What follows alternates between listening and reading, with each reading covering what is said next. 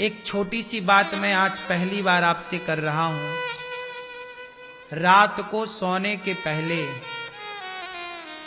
सबको ना एक बार सॉरी जरूर कहिएगा। देखो मैं कथा सुनाता हूं आपको। मैं इन 3 घंटों में पता नहीं कौन सी ऐसी बात कह दूं जो आपको बुरी लग जाए। मैंने तो नहीं चाहा कि आपको बात बुरी लगे, लेकिन फिर भी सब लोग शब्दों को अपने अपने तरीके से लेते हैं। तो मेरा धर्म है कि मैं 3 घंटे कथा सुनाऊं, तो आखिरी के 1 मिनट के भीतर मैं आप सबसे आज के लिए क्षमा भी मांगूं कि मेरे से कोई अपराध आज बना हो तो मुझे आज, क्योंकि मैं आपसे सॉरी ना बोल पाया और कल ही मैं पूरा हो गया, भगवान के घर चला गया, तो आपसे सॉरी बोलना तो रह ही गया ना। इसलिए क्षमा मांगना सबसे श्रेष्ठ काम है। जो सबसे बड़ा होता है वही क्षमा मांगता है। जो बड़ा नहीं होता वो कभी झुकता वही है जिसमें जान होती है। अकड़ तो मुर्दे की। इसलिए सॉरी कहो, क्षमा मांगो अपनी मां से। मां, मैंने कोई अपराध किया हो तो क्षमा कर दो। पिता से क्षमा, पत्नी से क्षमा, पति से क्षमा, पुत्र से क्षमा। ये नहीं कि नहीं मैं बेटे से क्षमा क्यों मांगू। अरे यही तो विचार का खेल है साहब।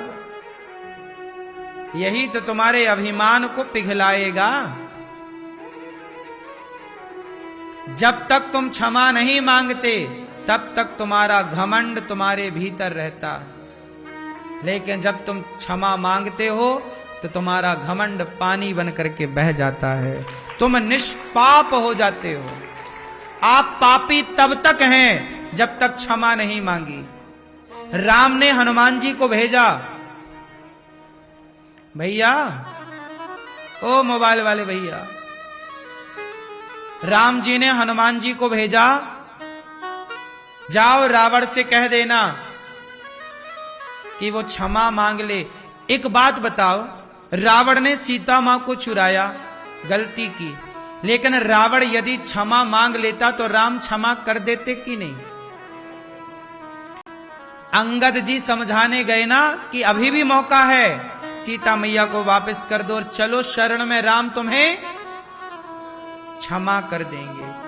राम तो तैयार थे क्षमा करने के लिए। तुमने क्षमा मांगी कब? अभिमान था, मैं क्यों झुकूं भाई, मैं तो रावण, इतना बड़ा रावण, लंकापति रावण। राम तो बनवासी आदमी है, वो मुझे क्या मारेगा। मैंने इंद्र को हरा दिया युद्ध में, मेरी तो सोने की लंका है। घमंड था रावण को, मुझे कोई हरा नहीं सकता।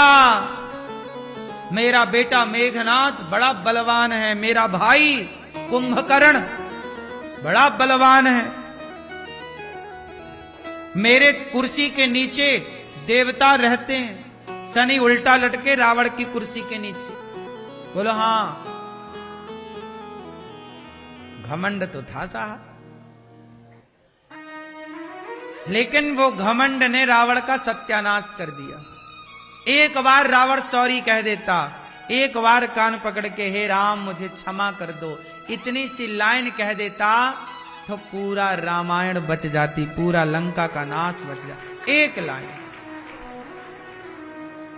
लेकिन आप भी कम नहीं हो, आप भी टूट जाते हो पर झुकते नहीं हो।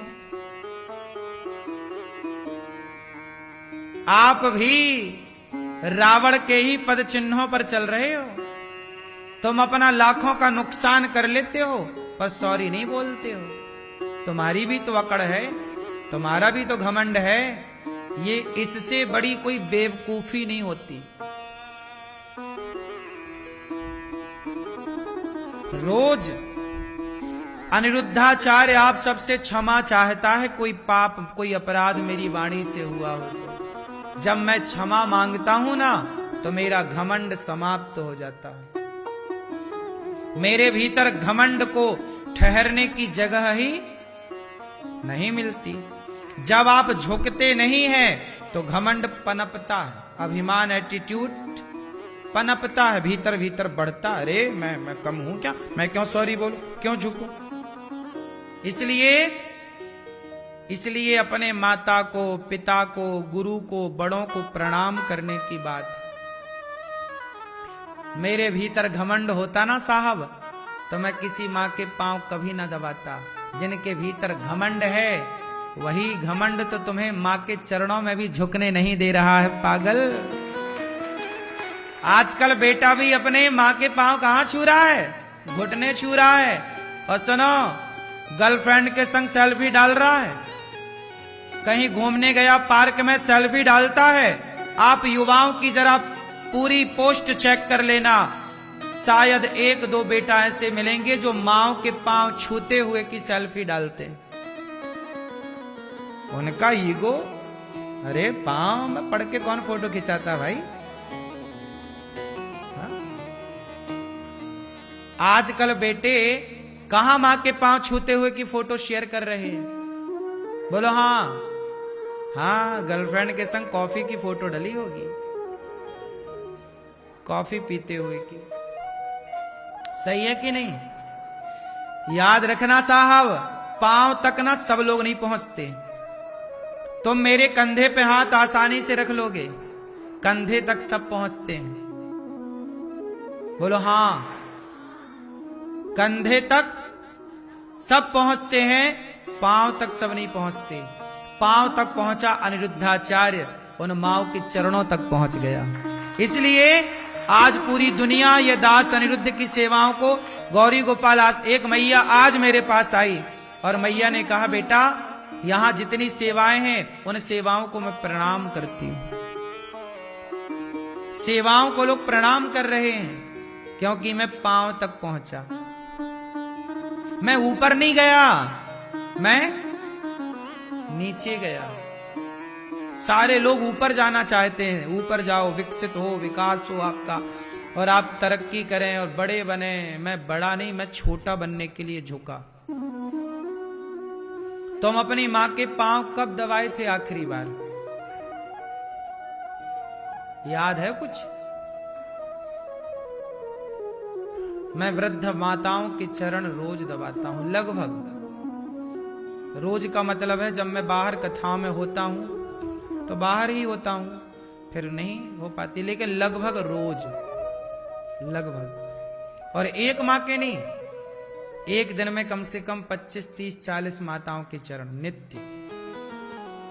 अब बताओ मेरे भीतर अहंकार को ठहरने की जगह बची? जो चरणों से झुकता, चरणों की तरफ भागता है वो बड़ा है। इसलिए आप भी अपने मां के पांव दबाओ। पांव बड़ी चीज है। इसलिए हम आपसे कहते हैं कि समाज में उन लोगों की जरूरत है जो हनुमान जी लंका गए तो बड़े बनकर नहीं गए। क्या बनकर गए? हाँ, आप लोग एक बार बड़े बन जाते हो ना, उसके बाद फिर आप छोटे नहीं बनते। इसलिए सॉरी, क्षमा। रावण ने क्षमा मांग ली होती तो सर्वनाश नहीं होता। इसलिए मंदिर में पूजा क्यों करते हैं? ईश्वर से क्षमा मांगो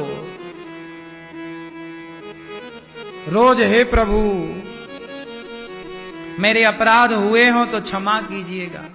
मैं बड़ा पापी हूं श्रीमन्नारायण, मैं बड़ा अधम हूं, ना पूजा जानू, ना पाठ जानू, ना यज्ञ जानू, ना जप तप जानू। मैं तो बड़ा अधम नीच हूं, पापी हूं। पर आपकी सवेरे नहाओ, सूर्य भगवान को जल चढ़ाओ, पहला प्रणाम भगवान को करो, दूसरा प्रणाम अपनी मां को करो, मां कोई अपराध बना हो तो क्षमा। तीसरा प्रणाम अपने पिता को करो, चौथा प्रणाम अपने गुरु को करो, पांचवा प्रणाम गौ माता को करो। ऐसे जो मिले सबको प्रणाम करना चाहिए। क्यों? क्योंकि सबके भीतर ही भगवान है, कोई भगवान अलग थोड़ी है सबसे। चलो ये बताओ, मैंने आपको गाली दी, उदाहरण, मैंने आपको गाली दी, आपको 2-4 थप्पड़ भी मारे, आपको गाली दी, आपको थप्पड़ मारा, इससे दिल किसका दुखा ये बताओ? आपका दिल दुखा? आपके भीतर बताओ ईश्वर है कि नहीं? अच्छा बताओ, सबके भीतर भगवान रहते हैं कि नहीं? बोलो। अच्छा एक बात बताओ, गर्भवती स्त्री यदि डर जाती है तो उसके भीतर का बच्चा भी डरता है कि नहीं? पूछ रहा हूं मैं, मुझे पता नहीं है, आपसे जानकारी चाहता हूं। यदि गर्भवती नारी को डर लग जाए, अचानक वो भयभीत हो जाए, तो उसके भीतर का बच्चा भी उससे प्रभावित होता होगा कि नहीं? पूछ रहा हूं, बताओ। बोलो हाँ या ना। मैं ये बताओ मेरी मां, अच्छा आप जब खुश होती है गर्भवती मां, तो भीतर का बच्चा भी खुश होता होगा कि नहीं? अच्छा मां रोती है तो बच्चा भी अंदर दुखी होगा कि नहीं? बोलो हाँ या ना।